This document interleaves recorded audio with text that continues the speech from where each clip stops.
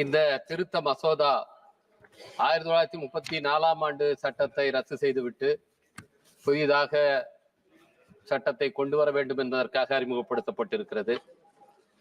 அதற்குள்ளே இருக்கிற விஷயங்களை படித்து பார்க்கும்போது இந்த விவரங்களில் மாற்றம் செய்வதை விட இந்த மசோதாவின் பெயரிலே மாற்றம் செய்து அதை ஆங்கிலத்திலிருந்து இந்தி சமஸ்கிருதத்துக்கு மாற்ற வேண்டும் என்கின்ற நோக்கத்தோடு தான் இது செய்யப்பட்டிருக்கிறது என்பது போல தெரிகிறது.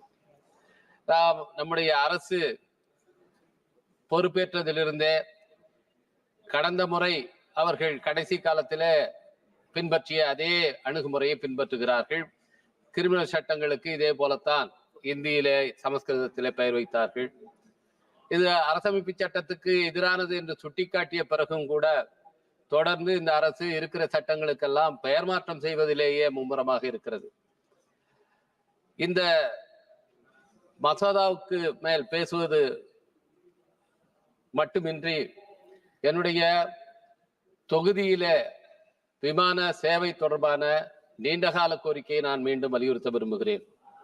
கடந்த 17வது நாடாளுமன்றத்தில் நான் எனது தொகுதியிலே இருக்கிற உளுந்தூர்பேட்டை, அங்கே 2வது உலகப்போர் நேரத்தில் விமான ஓடுபாதை அமைக்கப்பட்டு அது எப்பொழுதும் அப்படியே இருக்கிறது. அந்த விமான ஓடுபாதையை பயன்படுத்தி உடான் திட்டத்தின் கீழ் விமான நிலையம் அமைத்து தர வேண்டும் என்று நான் தொடர்ந்து வலியுறுத்தினேன். அது பட்டியலிலே சேர்க்கப்பட்டதாக எனக்கு பதில் அளிக்கப்பட்டது. ஆனால் அதற்கு மேல் எந்த நடவடிக்கையும் இல்லை. முதலில் என்ன சொன்னார்கள் என்றால், அருகாமையில் இருக்கிற நெய்வேலியிலே நாங்கள் லைசன்ஸ் கொடுத்திருக்கிறோம், அங்கே வருவதால் இங்கே வழங்க முடியாது என்றார்கள். நெய்வேலிக்கு லைசன்ஸ் கொடுத்தும் கூட அங்கே விமான நிலையம் ஆரம்பிக்கப்படவே இல்லை. இப்பொழுது உளுந்தூர்பேட்டையை மையமாக கொண்டு ஒரு விமான நிலையத்தை நீங்கள் ஆரம்பித்தால் அது பக்கத்திலே இருக்கிற கடலூர், பெரம்பலூர், திருச்சி, அதுபோல கள்ளக்குறிச்சி, விழுப்புரம் என்று அனைத்து மாவட்டங்களுக்கும் அது பயனுள்ளதாக இருக்கும்.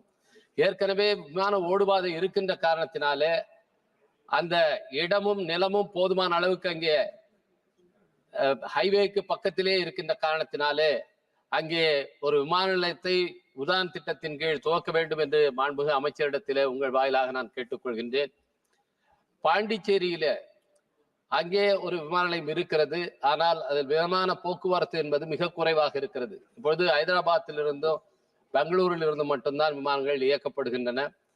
சென்னையிலிருந்து அங்கே விமானம் இயக்கப்பட்டால் நிச்சயமாக நூற்றுக்கணக்கான சுற்றுலா பயணிகளுக்கு அது உதவிகரமாக இருக்கும். புதுச்சேரி என்பது ஒரு சுற்றுலா மையமாக மாறி இருக்கிறது. சனி ஞாயிறு நாட்களில பல்லாயிரக்கணக்கானவர்கள் பிற மாநிலங்களிலிருந்து, கர்நாடகாவிலிருந்து, கேரளாவிலிருந்து, ஆந்திராவிலிருந்து அங்கே வருகிறார்கள். அப்படி வருகிறவர்களுக்கு இந்த விமான நிலையத்தை விரிவாக்கம் செய்ய வேண்டும். அந்த விரிவாக்கம் செய்வதற்கான இடம் தமிழ்நாடு அரசு வழங்க வேண்டும். அது ஏற்கனவே புதுச்சேரி மாநில அரசும் தமிழ்நாடு அரசும் பேசி அந்த விமான விரிவாக்கத்துக்கு தமிழ்நாடு அரசு ஒப்புக்கொண்டிருக்கிறது. மாண்புமிகு அமைச்சர் அவர்கள் அந்த பகுதியை நன்றாக அறிந்தவர். புதுச்சேரி, தமிழ்நாடு எல்லாம் அவருக்கு நன்றாக தெரியும். எனவே புதுச்சேரி விமான நிலைய விரிவாக்கத்துக்கு அவர் நடவடிக்கை எடுத்து அந்த பகுதி மக்களுக்கு மிகப்பெரிய உதவியை செய்ய வேண்டும். அது வெறும் பயணிகளுக்கு மட்டுமல்ல, சரக்கு போக்குவரத்துக்கும் அது பயனுள்ளதாக இருக்கும்.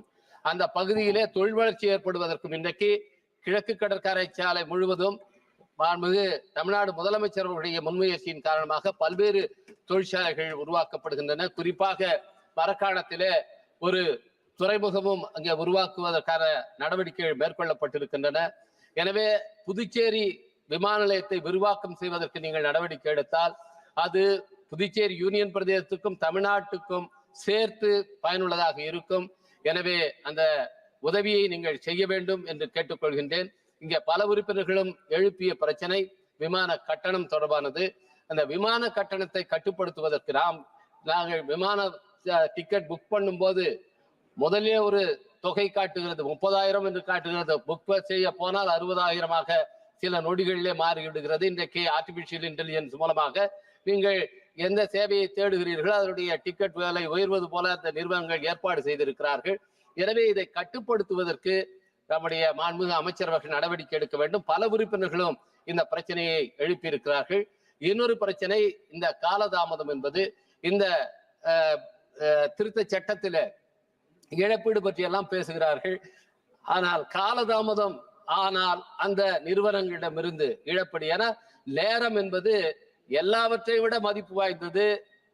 அதை நாங்கள் திரும்ப பெற முடியாது. 5 மணி நேரம் ஒரு நாடாளுமன்ற உறுப்பினர் விமான நிலையத்திலே காத்திருக்க வேண்டி இருக்கிறது என்று சொன்னால் அந்த 5 மணி நேரத்தை திரும்ப யாராலும் அவருக்கு தர முடியாது. எனவே நேரத்தின் மதிப்பு கருதி இப்படி காலதாமதம் ஆவதற்கு இழப்பீடு வழங்குவதற்கான நடவடிக்கையை நீங்கள் மேற்கொள்ள வேண்டும் என்று நான் கேட்டுக்கொண்டு வாய்ப்புக்கு நன்றி கூறி அமைகிறேன். வணக்கம். Thank you sir. ஸ்ரீ N.K.